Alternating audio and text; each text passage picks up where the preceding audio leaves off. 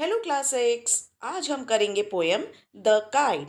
पहले हम इस पोएम की रीडिंग करेंगे और फिर इसको लाइन बाय लाइन अच्छे से समझेंगे।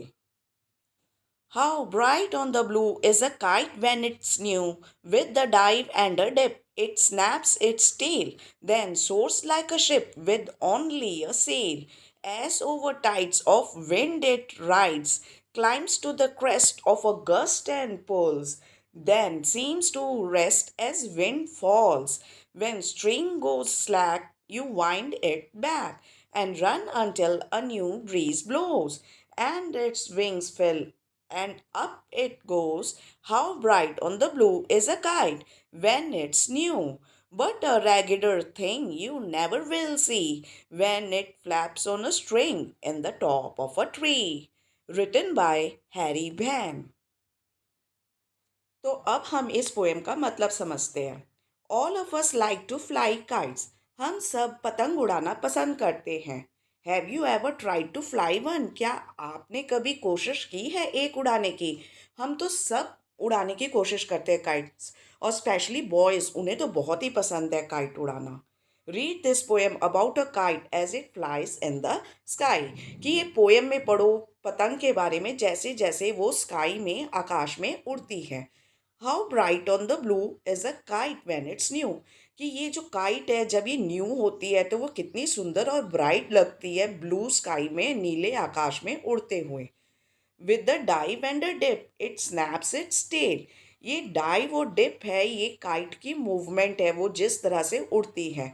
और जब वो डाइव करती है, नीचे की तरफ आती है, डिप करती है, वो भी नीचे की तरफ आती है, डिप का भी मतलब वही होता है। तो उसका जो टेल होता है, काइट की जो पूंछ होती है, वो फड़फड़ाती है, फड़फड़ाने जैसा वो आवाज़ करती है। Then soars like a ship with only a sail, as over tides of wind it rides. तो जिस तरह एक शिप है समंदर की लहरों पे चलती है सिर्फ अपने सेल की हेल्प से, ये शिप का सेल होता है। तो ये सेल की हेल्प से समंदर में चलती है, जिस डायरेक्शन में जाना होता है उस डायरेक्शन में जाती है। ठीक उसी तरह ये जो काइट है ये विंड के टाइड पे चलती है, यानी कि हवा के लहरों पे चलती है, उड़ती है। Climbs to the crest of a gust and pulls, then seems to rest as wind falls.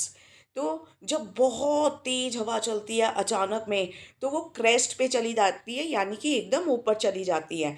Crest C waves में यूज़ होता है। जब लहरें ऊपर होती हैं तो उन्हें क्रेस्ट कहते हैं, जब वही लहरें नीचे आ जाती हैं तो उन्हें हम कहते हैं ट्रो। तो जब बहुत तेज हवा चलती है तो ये काइट एकदम से ऊपर चली जाती है, और जब अचानक में हवा चलनी बंद हो जाती है या बहुत कम हवा चलती है तो ये काइट ठहर सी जाती है, मानो कि वो रेस्ट कर रही है। When string goes slack, you wind it back. तो यहाँ पे जब हवा चलनी काफ़ी कम हो जाती है और काइट रेस्ट भी आ जाती है तो उसका जो स्ट्रिंग होता है, धागा हो जाता है, थोड़ा लूज हो जाता है। तो ये काइट उड़ाने वाला क्या करता है, उसे फटाफट चक्री में लपेट लेता है उस धागे को। And run until a new breeze blows and its wings fill and up it goes.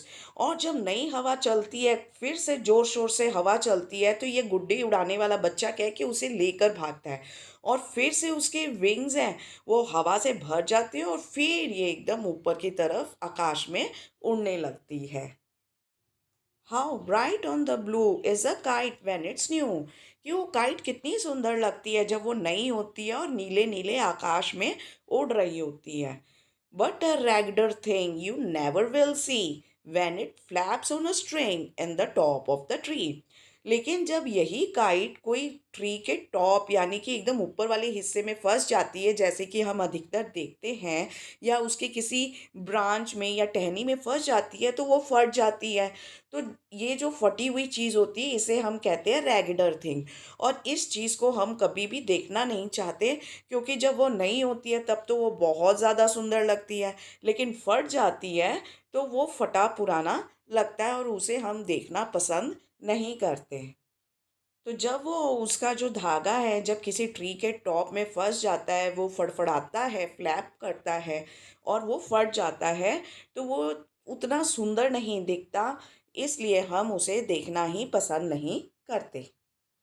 तो बच्चों, इस पोएम में काइट के द्वारा कहीं ना कहीं इंसानी जीवन को भी दर्शाया गया है। इंसान के जीवन में हर समय एक जैसा नहीं रहता, कभी समय बहुत अच्छा होता है तो कभी अच्छा नहीं होता। जब समय बहुत अच्छा होता है तो हमारे जीवन में सब कुछ बढ़िया होता है, लेकिन जब अच्छा नहीं होता तो ठीक इस काइट की तरह जब उसे हवा नहीं मिलती तो वो नीचे आ जाता है, और हम भी अपने जीवन में थोड़े से परेशान या मायूस होने लगते हैं। लेकिन हमें परेशान या मायूस नहीं होना चाहिए, क्योंकि समय बदलेगा।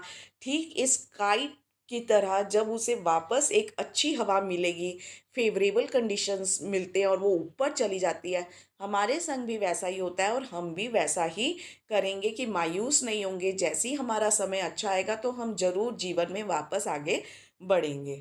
और ज़िंदगी में सब सुंदर और बढ़िया चीज़ कोई देखना चाहते हैं, जैसे कि ये काइट जब वह नई होती है तो बड़ी सुंदर लगती है, लेकिन जब वही काइट ट्री में फंस के फट जाती है, ट्री में फंसे फंसे फड़फड़ाती है, तो वो बहुत ज़्यादा बदसूरत लगती है और हम उसे देखना नहीं चाहते।